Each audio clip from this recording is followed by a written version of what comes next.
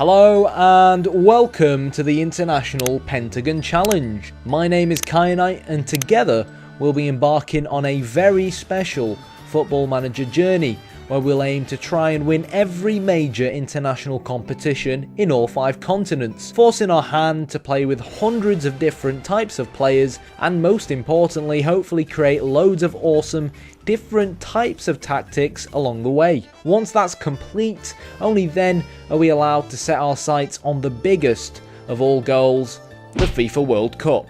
How many nations will we have to manage until we work our way to the top?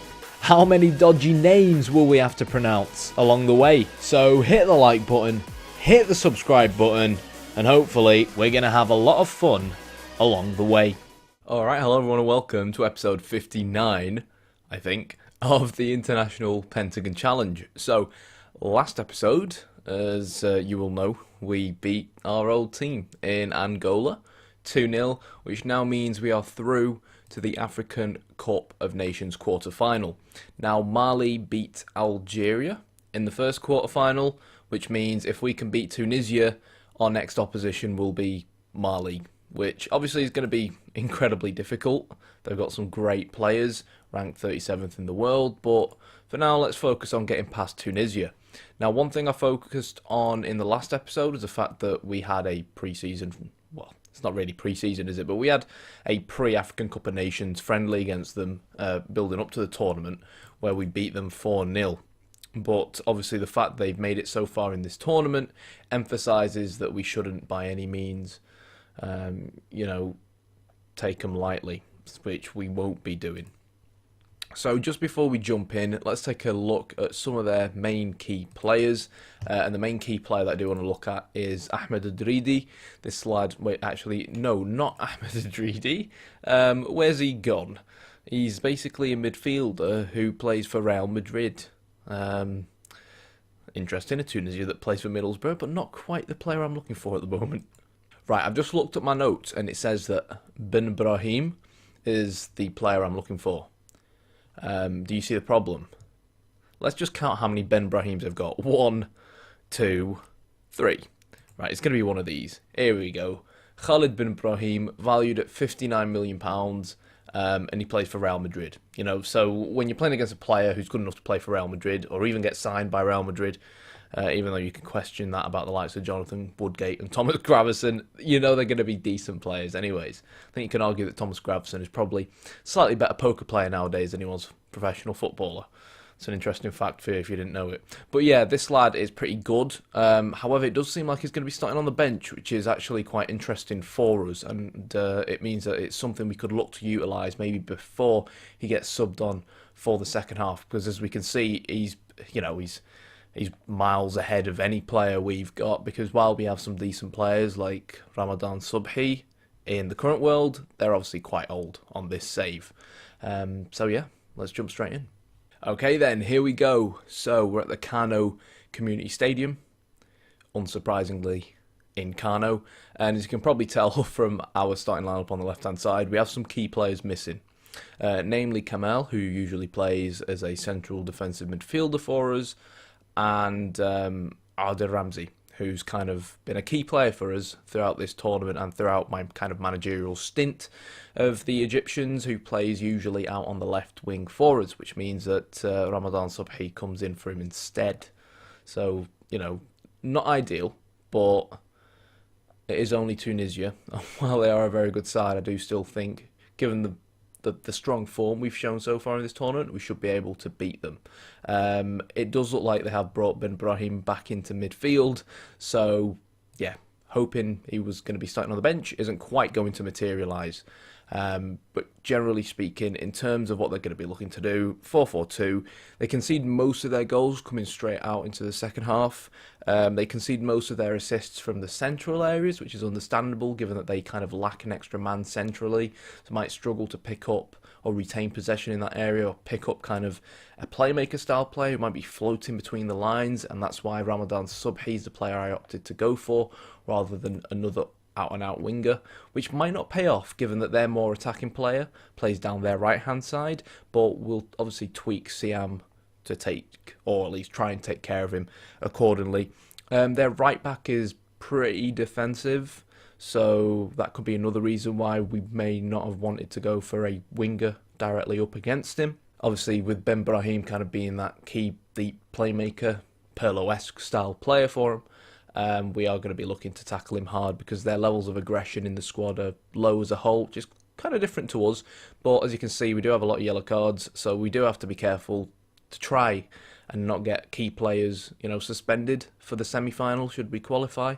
But, if it happens, it happens. At the end of the day, we just need to keep progressing.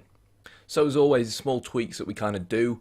Because they're playing a 4-4-2, they'll have that extra man up front. Both fullbacks will be starting on support rather than attack duty, despite the whole team mentality remaining as attacking. Ramadan Subhi will obviously be playing in the hole here, but he will be looking to man mark Slim Sassy. I think he's called Slim Sassy. Oh, that's not a very Tunisian name, I totally get that. Yeah, Slim Sassy. Who is kind of one of their key players down the wing, so he'll be looking to try and track back and deal with him.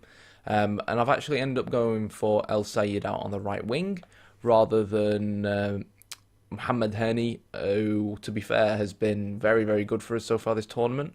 But it's kind of a tactical decision because it's their left back that goes forwards a lot more, and I feel like there's a lot more space down that wing that we can look to potentially exploit. In terms of team instructions, I've really not changed anything from our default setup, to be honest. I'm not kind of raising our defensive line, turning on the offside trap or going too wide just yet, because they are playing a 4-4-2, so they're going to be pretty narrow anyways. And obviously we don't want to play too high of a defensive line, given that most of their assists kind of come from that secondary striker and that they will be playing two up front. But as the game progresses, if we need to start going a little bit more kind of aggressive, we can do. And of course, as discussed, we're going in hard and showing Ben Brahim on his weaker foot. Now, I mean, another thing we can look to do is he the same guy? No, because when I looked at him before, their left centre back actually had a yellow card, so it looks like they may be trying to save him for late on. What we do know though is that Ben Brahim does have a bad history with injuries. Like, these are all stuff that I kind of look at off camera and sometimes don't mention. So going in hard on him, I don't know if we can get him injured, get him off the pitch. It would obviously benefit us. But anyways, let's jump straight in. Here we go then. Exciting one. The crowd don't seem to be moving around much, but the butterflies in my belly certainly are. So we are on comprehensive highlights, and obviously I'm going to be really disappointed if we don't play too well. I've just realised I forgot to do man marking on our right winger. Typical, really. Yeah, especially given that we beat them 4-0 in our pre-season game. But generally speaking, I do feel like we match up pretty well against them and how they're going to be looking to play. We are obviously missing two key players, but that's sometimes something you have to deal with at tournaments like this. Looks like they are going to be looking to try and pass out the back, which is, I think, from what I recall, relatively different to what they did against us in pre-season. You can see how that Real Madrid Pirlo-esque deep playmaker is just picking up the ball off kind of the back four. They are insisting on trying to play out the back, but then have to resort to the long ball going forward. So oh no. That took a deflection as well. 5 minutes in. So yeah, I mean, it would benefit us to press them from the front as they're trying to play out the back like that. But I mean, yeah, we've conceded, but look, let's still stay a bit positive. I think it's the first time we concede at this tournament, which is incredibly disappointing. So let's increase that offside trap a little bit and retain possession off. See if we can get a bit more infiltration, up the tempo a little bit from us. Kind of feels like if we can get the equaliser, then it's all to play for again, obviously. But we've really struggled to hold on to the ball, and very much unlike our match against them prior to the tournament, they are the better team. So Ramadan Subhi to Saeed, plays in El Sayed, finds Ramadan, who Subhi shoots, El Sayed shoots. It's a wonderful save. I think it may have just touched the post, and while we've been quiet, that was certainly a fantastic chance. And a lot of the Tunisian highlights here, the referees, He's on a bit of a mad one, it seems, giving free kicks to him left, right and centre. And that's a bit of a gamble sometimes, you know, when you come up against a team who are poor in terms of their levels of aggression, it means they go down pretty easily, and it just completely depends on... Oh, that's poor. It completely depends on the referee and how lenient he is and whatnot. So, okay, let's start getting our fullbacks into play a bit more. Come on, we can counter-attack now. Get this ball wide side. Switch play. Oh, just a bit too slow there. Oh, that's a lovely ball. And he's got to be able to cross this ball in. Oh, what? Oh, my God. It looked like... Oh, my God. It looked like he tried to lob the keeper. It looked like he tried to lob the keeper. And it kind of hit the post and the goalkeeper caught it as it bounced back. Otherwise, it would have probably bounced in. We've had 2 chances now to score. Goalkeeper's keeping them in it.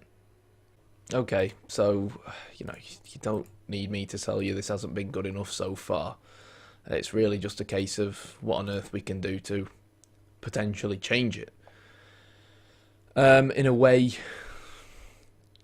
you want to go 4-4-2. In a way, you want to start sacrificing, you know, your CDM. And eventually, we're going to have to start taking gambles. So I say we are going to kind of have to do that. So, yeah, Islam Sabir is going to come on as an inside forward on attack. We'll make sure he's doing his defensive duties as well. See if we can get him on the ball a little bit more. In terms of instructions, really, let's get stuck in. Doesn't really feel like we've done much wrong. And as you guys know, these are kind of the scenarios that really I hate the most. When it does feel like you've not done much wrong, but yeah. Okay, Shouty is also going to change to a deep line playmaker on defend, just to give us that bit of balance in midfield. And really, I think let's just start to exploit the middle a little bit more. Get Subhi on the ball a little bit more because he has looked good. It feels like, to me, based on them kind of comprehensive highlights that we've seen so far, that everything is going through Subhi centrally, and that if there's going to be anyone who's probably going to find kind of... Oh, go on. Oh, it's offside. If there's going to be anyone who's probably going to find a killer pass to get as an equaliser, it's probably going to be him. Shouki to Subhi. It's a nice pass in. Just one more pass to get a shot on goal. And in the end, it's poor. I think now we're kind of at a point where we have no choice but to go 2 up front. And I know we've done this before, where we opt to go for a diamond-esque approach through the middle and really just try to hammer home, really, and go really quite direct. El Sayed's not exactly had the best of games. Hani, in a way, could come on, but it feels like we need another attacking player on at this moment. So Hassan is going to come on. He is right-footed, and let's hope we can brute force some attacking opportunities, because it's not like we've not had them. Hassan's going to pick the ball up now. Has the pace to take on his opposition. Subhi, please play it out to the left back. Good cross. Sabir with the header. And yeah, that wasn't quite good enough. I'm not quite sure why our left back opted to even... It looked like he opted to cross that on his right foot. I don't know what to do. I think what's mostly disappointing is the manner in which we conceded the goal. Feels like we've been hard done by. What on earth do we do? We're really out of attacking substitutions on the bench, to be fully honest. So Siam is tired. I'll bring on another right back. Abdurraouf now really needs to show us why he's a Barcelona player. As simple as that. I think Henny Masson can come on and just play something like that. So 2 complete forwards. Route 1. Yeah, we just got to try and get that ball forwards. I don't know what else to say. Seems like every highlight we've had has been a free kick to them.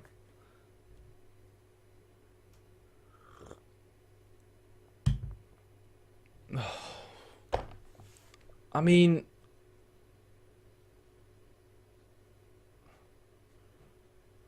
we've not played poorly. We've conceded two joke goals, and I really wanted to put Africa to bed. And now, obviously, we've got to wait another few years to try and win the African Cup of Nations. They're able to counter-attack us now because we give the ball away in a stupid area. I am really not sure how we are 2-0 down right now. I'm really not. See, if it was still 1-0, I'd feel like we can do this because we've actually not done too badly since going for 3 strikers. We're putting a lot of pressure on their back 4. Oh, God. Can't even catch the ball there. Keep going, play him in.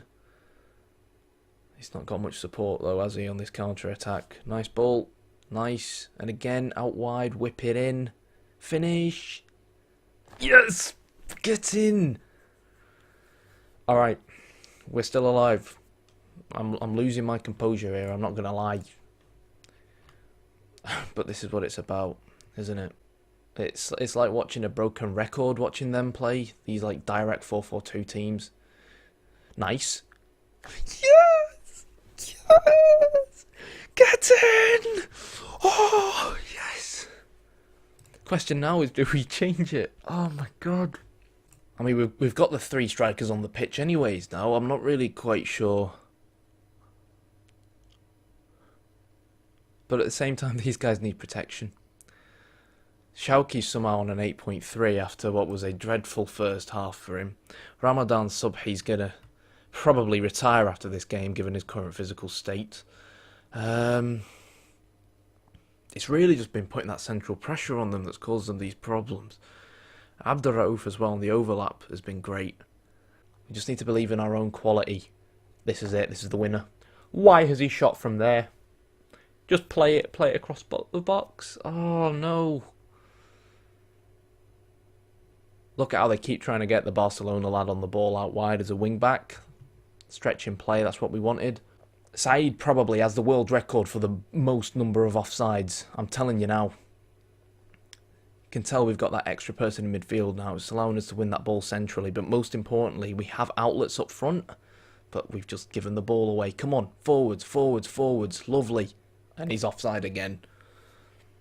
We need like a Said offside bloody count.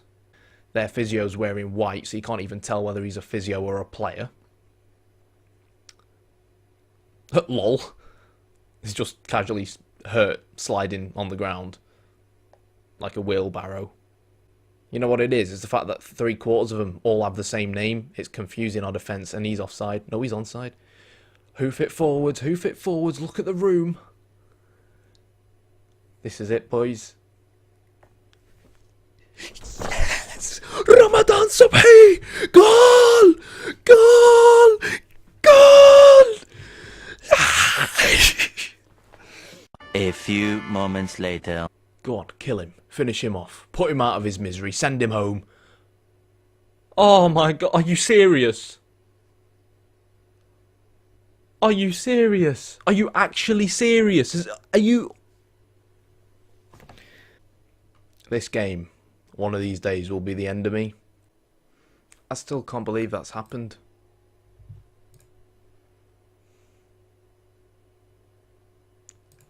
Look at the state of them two. It's like watching a bloody WWE match. It is like watching a WWE match. Lads, just bloody hoof the living daylight out of that ball forwards. They've got 2 injured players playing centre-back. It's not difficult. We got 3 very, very good strikers on the pitch. Look, even the game's freaking out. I'm saying get the ball wide and bloody whip the goddamn thing in. Why is that very difficult? I'm going to say exploit the left flank because I want Abderraouf on the ball. He's our bit of Barcelona quality that's going to make a difference for us. Good stuff, Khalifa. Get rid, boys. The 3 strikers are up there. Not one of you fought the injured centre-back for that. It's bloody depressing. Good ball. This is what I want. Whips it in. 4-3. Come on. 4-3. Someone shoot. Lad, you need to shoot to score. Stop passing sideways. There's a trillion of you in the box. And we give it to the bloody right back who has like 5 crossing and that happens.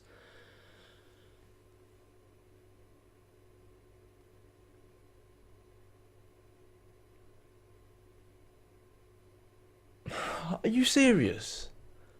Are you kidding me? Tell you who's been crap today, our goalkeeper. Finish. How's he put that wide? This guy's dead on the floor again. They're just wasting time now. They are just wasting time, man. I mean, yeah, we know he's picked up a knock. We've kind of realised that by now. I don't want to watch him walk off. I get it. He's just come out of a bloody Hell in a Cell match against the Egyptians. I don't even know anymore. The clock is ticking. We need to find a goal. Like, we're not even playing with centre-backs anymore. We're playing with 2 ball-winning midfielders. Why does Africa hate me so much? Well, to be fair, England was pretty dreadful, wasn't it? So, 10 minutes. 10 minutes. They're pushing men forwards as well. They're trying to close us down from the front. And we got 3 bloody strikers. Oh my god. Keep the ball in play. Oh, look at this. And the idiot's offside because he weren't standing in his own half as well. Oh, that's it. There's the winner. We're down and out. That's it. That's our African Cup of Nations over and done with. I think we've gone the whole tournament without conceding. We've somehow done that. I don't know. What a joke. What an absolute joke. Let's just see how embarrassing this scoreline will get. I am so salty right now because we had it. We had one. He's put it over the bar. We had one hand on winning this game. We made it 3-2. How on earth did they make it 3-3? Come on, you got to score now. How's he put that wide?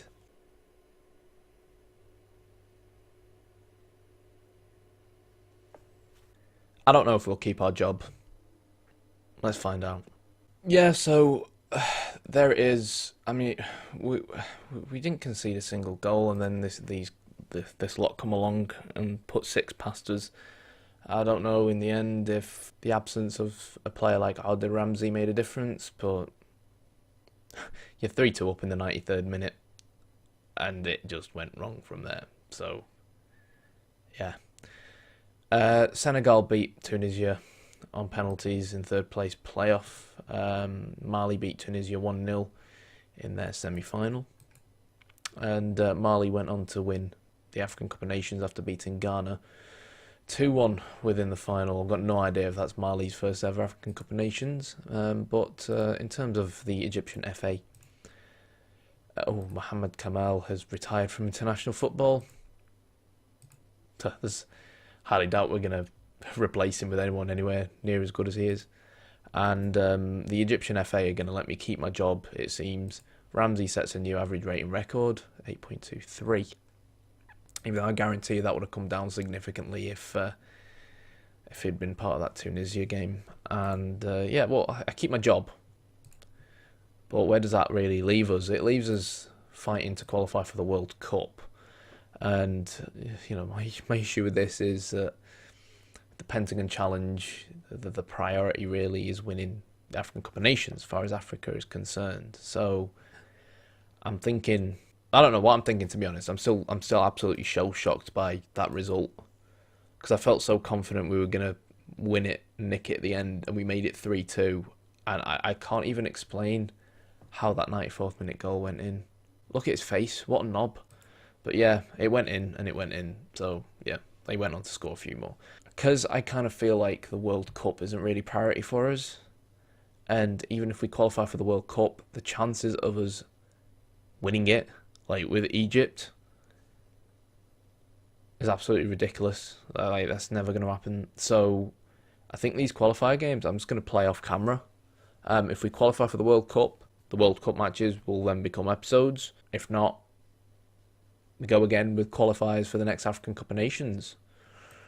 Even though a lot of our better players are going to be old, so like, we've already had Kamel retire. Subhi's going to retire. Hussein Said can't hit a barn door nowadays, and he's 28. So again, if you're talking about the next African Cup of Nations, which I think is in 2 years, isn't it?